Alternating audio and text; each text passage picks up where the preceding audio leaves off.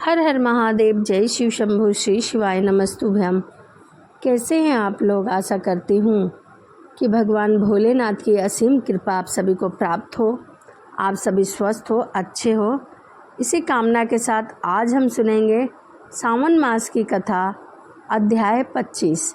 तो चलिए मन में भगवान भोलेनाथ का ध्यान करते हुए कथा को सुनते हैं। ईश्वर बोले, हे महामुनि, अब मैं उत्तम पिठौरी व्रत का वर्णन करूंगा। सभी संपदाओं को प्रदान करने वाला यह व्रत श्रावण मास की अमावस को होता है। जो यह घर है वह सभी वस्तु मात्र का अधिष्ठान है, इसीलिए इसे पीठ कहा गया है और पूजन में वस्तु मात्र के समूह को आर कहते हैं। अतः हे मुनीश्वर, इस व्रत का नाम इसीलिए पिठौर है। अब मैं इसकी पूजा विधि बताता हूँ, सावधान होकर सुनो।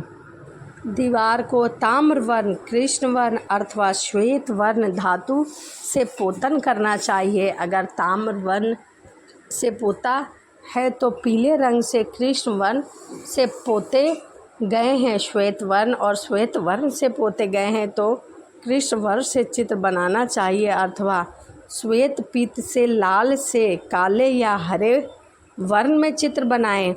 मध्य में पार्वती सहित शिव की मूर्ति अथवा शिवलिंग को बनाकर संसार की अनेक चीज़ों का चित्र बनाएं।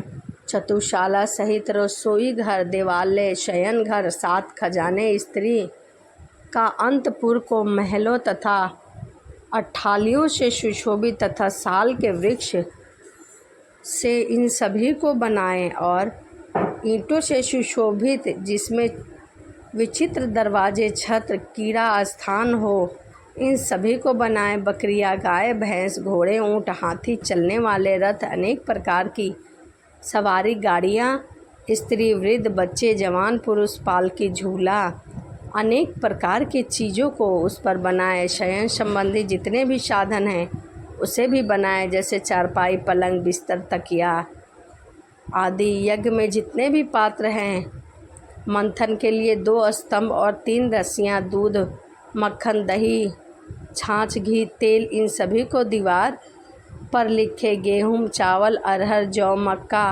वार्तानल, इन सभी का भी चित्र बनाएं।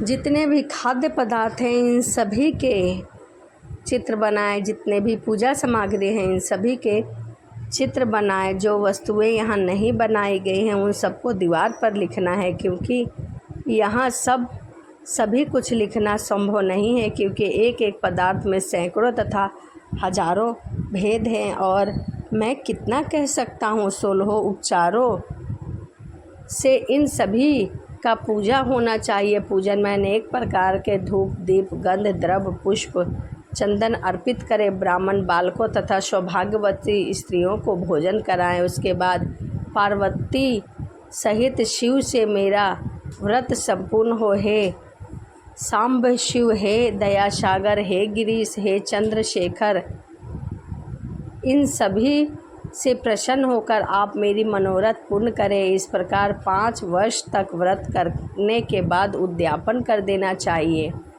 इसमें धृत तथा बेलपत्र से शिव मंत्र के द्वारा होम करना चाहिए। एक दिन अधिवास करके सर्वप्रथम ग्रह होम करना चाहिए। आहुति की संख्या 1008 अथवा 108 होनी चाहिए। हे वत्स, उसके बाद आचार्य की पूजा करें और यूनसी दक्षिणा दें। उसके बाद व्यक्ति इष्ट बंधुओं तथा कुटुंब के साथ स्वयं भोजन करे। ऐसा विधान किया जाने पर मनुष्य सभी कामनाओं को प्राप्त कर लेता है।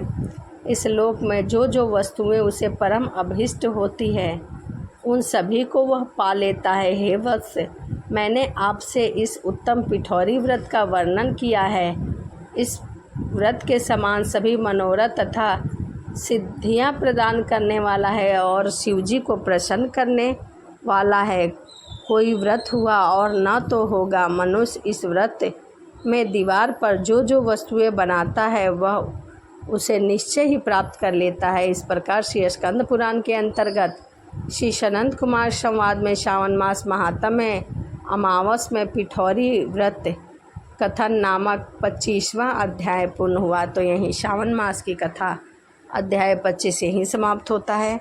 तो चलिए इसी के साथ वीडियो को समाप्त करते हैं और मिलते हैं अगली वीडियो में। सभी को हर हर महादेव। जय शिव शंभु। श्री शिवाय नमस्तुभ्यम।